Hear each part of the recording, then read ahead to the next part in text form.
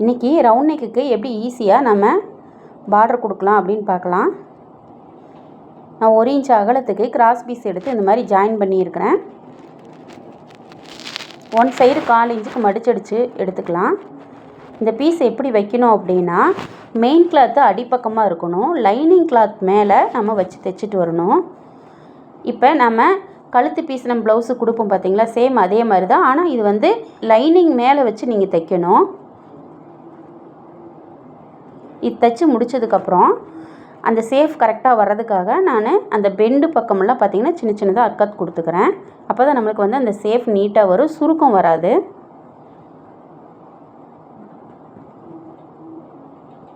அர்க்கத் பண்ணினதுக்கப்புறம் ப்ளவுஸை திருப்பிக்கிங்க. திருப்பிட்டு main cloth மேலே இப்போ நம்ம மடித்து தைக்க போகிறோம். பாருங்கள், இப்போ மெயின் கிளாத் மேலே இந்த மாதிரி மடித்து தைக்க போகிறோம். நம்ம ஆல்ரெடி 1/4 இன்ச்சு மடித்து அடிச்சிருந்தோம் பார்த்திங்களா, அந்த தையல் மேலேயே தையல் போட்டுட்டு வரலாம். நீங்கள் 1 இன்ச் அகலம் பார்டர் எடுத்தீங்க அப்படின்னா நம்ம 1/4 இன்ச்சு மடித்து அடிச்சுட்டு 1/4 இன்ச்சு நம்ம ஜாயின் பண்ணுறதுக்கு எடுத்தது போக இது மாதிரி மடித்து அடிச்சிங்க அப்படின்னா நம்மளுக்கு 1/2 இன்ச் அகலத்துக்கு வரும்.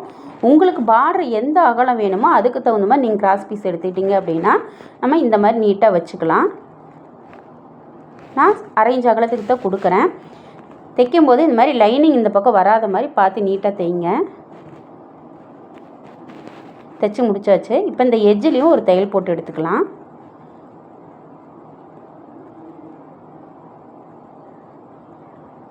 பாருங்கள், ஃபினிஷிங் நீட்டாக வந்திருக்குது.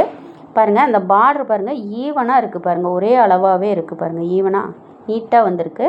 பாருங்கள், உள்பக்கம் பாருங்கள், உள்பக்கமும் நீட்டாக இருக்குது. இந்த மாதிரி நீங்களும் இந்த மாதிரி கிராஸ் பீஸ் எடுத்து இந்த மாதிரி தைச்சி பாருங்கள், ட்ரை பண்ணி பாருங்கள்.